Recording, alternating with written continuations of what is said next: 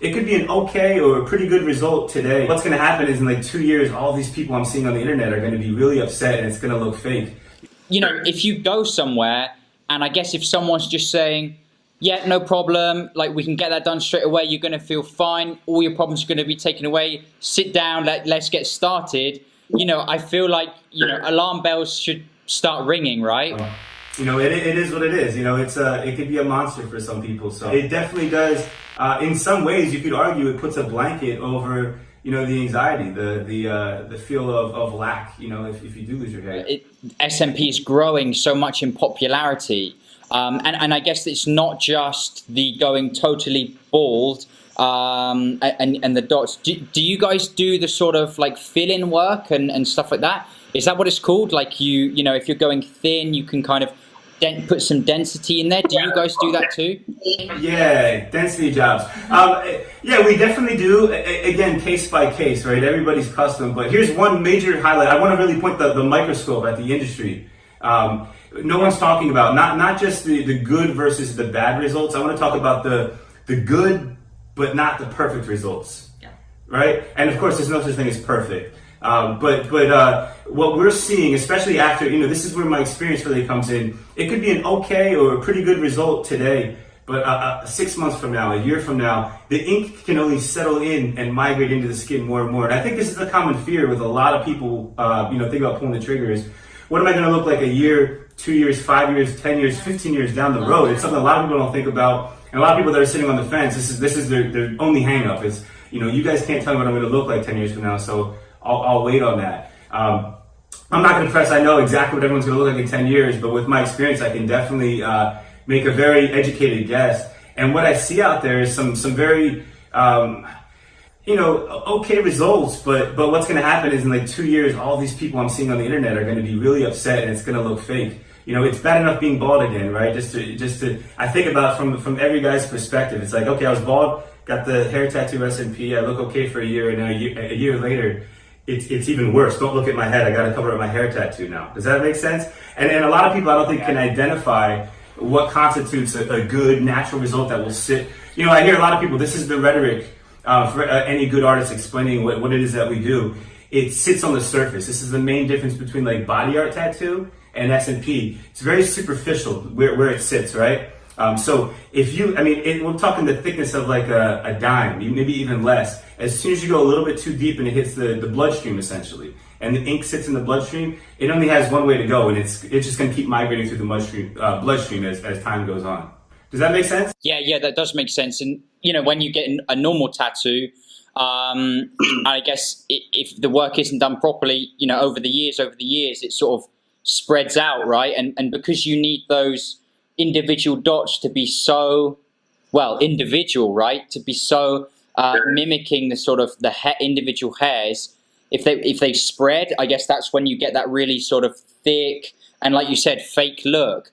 And so, I mean, if there's going to be people watching this video then who are thinking about getting it done, you know, how can people reduce the risks of getting these botched jobs? Because when there's money to be made, you know, there's going to be people out there who, I don't know, do some online course, grab some gear, and away they go, right? So what can people look out for, and how can they sort of really get the best job?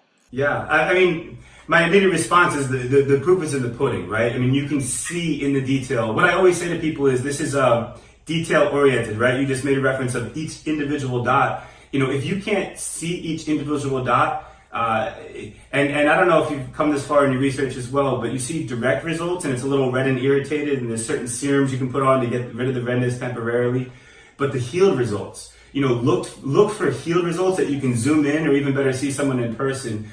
I think a lot of people are just trying to be realistic and kind of just settle with results. But I see these big polka dot almost looking dots. 10 years I've been doing this, and I take longer to do this than a lot of people. And it's because, again, I operate from the premise of I want to treat this guy the way I was treated, right? I want his head to look flawless. Mainly, you know, make sure an artist's work, the treatment that you want to get done, is going to stand the test of time. Right? That's the big thing. If someone can prove it to you that they have results that can stand the test of time, I think that's someone that I would validate. Okay, this person's legitimate enough to consider getting this done. It's not a flash tattoo we can cover up. It's a cosmetic procedure. I mean, people are going to see it, so it's not a little thing. Do your due diligence. We're always baffled when guys find out a week and a week later they're sitting down in a chair because they found a Groupon or something like that. I'm like, oh, and then we see them, and again, that's why we advertise ads against this. Like, we can help you fix this. What made you do this, man? But do your research. Ultimately, do your research. First, they were dealing with the psychology of losing their hair, right? That was already really hard for them. And now they're dealing with another problem of trying to cover the SMP that they got done because of what it looks like. I mean, that's two different issues right there going on. And that's horrible for a guy to have to go through that. Again, it's really just doing your research and getting it done correctly. And to another point, what you said earlier about really what we were talking about with the psychology of maybe just SMP being a blanket, I wanted to touch on that really quick, because I think though, especially with us, when they come with us, and I'm not sure at every clinic, but I'm speaking firsthand with our case, when they come, not only are they getting the treatment, but they're really sharing their story. And this may be the first time that they've ever opened up and actually told what's been going on. And not just for a couple months. I mean, some guys have been going through this for years, where they're hiding it from their wives, where they're hiding it from their loved ones. And it's taken such a toll to even be able to speak about it, and in a safe environment makes such a difference, not only internally for them. I really think it's part of the healing process of what's going on. Yeah, we're really prideful of that occurrence, for sure, to be a part of the journey, essentially. Yeah. If you go somewhere, and I guess if someone's just saying, yeah, no problem, like, we can get that done straight away, you're going to feel fine, all your problems are going to be taken away, sit down, let's get started, I feel like, alarm bells should start ringing, right? I suppose that's something that, again, that people can look out for. A lot of people come in with these, like, unrealistic expectations. Like, a lot of guys want that super, lined up, dark hairline. Do you find yourself often having to advise guys, like, you don't want to go down that road, it's going to look bad? Like, how much fighting do you have to do with these people to get them the look that they should have, rather than the look that they think they should have? Yeah, as my years go on, more and more I lobby against it, and nowadays I'm comfortable enough to say, maybe this isn't for you, or we're not for you. You can go to someone else, but I'm not willing to do that. And now I know, for sure what I'm doing to somebody. If they're getting and you can do there's a way to do it artistically, do a softer version of, but if you're doing one of those edge ups, those are the ones I'm talking about. A year or two from now, they're just going to look more and more ink-like, I guess, is the big fear there. And that's what I want to point out. People to start looking at that, because I feel like I'm not doing someone justice, ultimately, right, to answer your question. So I just wouldn't do it. Yeah. Surely it's not for everyone. Surely there's going to be people who their expectations just can't be matched. So I guess it's refreshing to hear then that you are willing to, turn down business on the premise of keeping integrity, right? Not only in your business, but in the industry as a whole. So, in terms of that, Sorry, this is just important. This is an important subject. I hear it every day. It's always a constant fight between, the client wants dark and vibrant and bold. They want to be outside in the sun and still have a full body look. Like Nicole was alluding to, we're very different in a few major ways, and we take a very slower approach in most cases. Again, everyone's custom, depending on the canvas, the health of the guy. But we take sometimes 5 or 6 sessions. We do a very slow approach for a specific reason.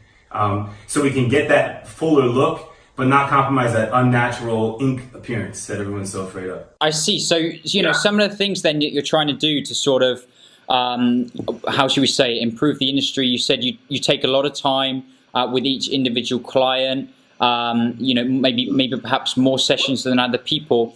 What are some of the other problems that you're seeing in the SMP industry, and how are you guys trying to sort of correct those problems and keep that integrity? I think we spoke a little bit before we got started about the ink. I mentioned that in a lot of ways I'm kind of the black sheep, kind of shunned from the the beginning class of the industry, the core people that kind of started, the pioneers, because I disclose that the ink is just it's it's quality, right? Premium quality, but it's black tattoo ink. There's a lot of people that that put their label on a bottle and say only use S&P ink, and that's the going rhetoric for a lot of people. So I would never use tattoo ink. Don't use that. You're gonna get that blue look. And I try to rebuttal, but you know my voice isn't loud enough. It's just people going too deep. You can use the best ink or subpar ink. I mean, don't get me wrong. You have to do your research and find a really good ink. But if you're in the industry, it's not that hard to find. So that's definitely a major one. Is what ink is going to be used. And again, that goes to the question of what is this going to look like 10 to 20 years down the road. That's what everyone's concerned, right? In understanding the ink. So definitely the ink, the confusion there. It's confusing enough to hear that a tattoo ink is going to be applied to someone's head, and that's going to give you that natural result that doesn't look like a tattoo. Hard for people to understand. Yeah. I totally get that. So I get why people would try to dance around that for marketing reasons. But I think it's just so important to understand what we're actually doing. You know, not to go off track, but a hair transplant. I think most people, even after they've had it done, the guys that we work on, you know, had a hair transplant a year ago, 5 years ago, and they really don't know fully what the doctor did or what else needs to be done. Idea. It's really quite amazing, and people don't fully understand or comprehend what it is that they're undergoing. So, and most of them think it's not even surgery. I mean, sorry to go off topic, but most of them that come have no idea that it's even surgery. They're determined that it's not surgery at all. So in a nutshell, that's a big common concern. Again, it's just the education, all encompassing, right? Just completely understanding what it is that we're doing. Also deceiving photos, I would say. Like a lot of S&P companies will market a guy that has hair and is saying, come with us and we're gonna give you this look, and you're like, wait a second. Yeah, a guy just shaved his head. It's a Shutterstock photo that I've seen for over 10 years and this is like probably 80% of people in the industry, when they started out their first couple months with you have to have a website, you have to have some kind of photos to show people, right? This is like the one they use, and there's a guy locally that advertises it. And it's just a guy shaved his head, no S&P done. We're like, oh man. So there's some of that for sure. There's some unrealistic expectations, and not only that, you're lying. You're blatantly lying. I don't know. For us, it's wrong. It's wrong on so many levels, and you're giving guys, they're having a different idea than what it really is. Yeah, and you're selling it to them. So for me, it's just scammy and just wrong.